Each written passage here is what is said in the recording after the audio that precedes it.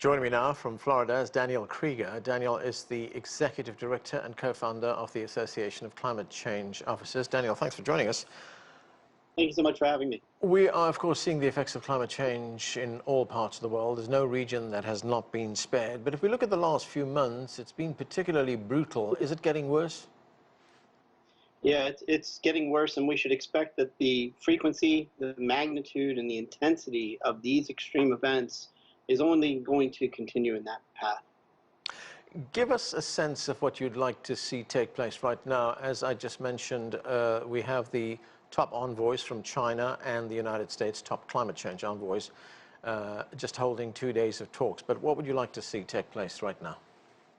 Well, I think one of the things that's becoming clear is the commitments that were made by nations coming out of the Paris Agreement are not sufficient. The work that's being done is not enough.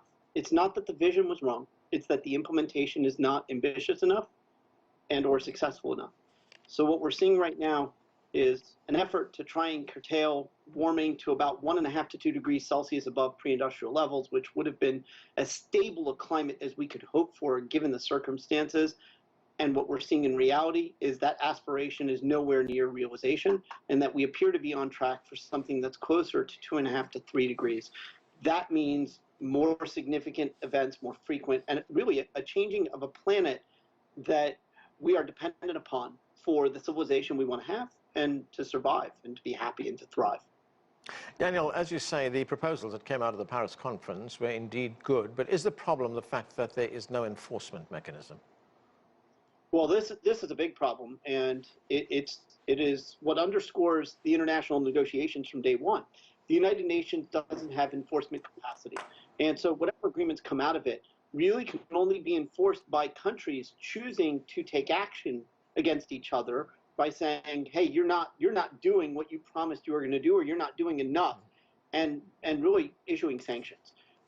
In the absence of that, that's a problem, but so the countries are really just, we're not globally doing enough. And at some point or another, there's going to need to be a seriousness addressed here where we can't have personality dynamics that come and go. We have to get to work, and we have to get to work now. And very briefly, Daniel, of course, the COP26 meeting is coming up. That's going to be in November. What would you like to see happen there? Well, I think that they're going to have a serious conversation about whether Paris in its structure is sufficient enough or whether it needs to be revisited sooner. The Kyoto Protocol was the first major treaty where countries came together under the international framework with a commitment to reduce emissions. And very quickly, we all figured out that it wasn't going to be sufficient. But it took almost 20 years to come back and get the Paris Agreement. We can't have the next major update take 20 years. That needs to be now. We're clearly not getting the job done. We need to do more. Thanks, Daniel. That's Daniel Kreeger talking to us from Florida.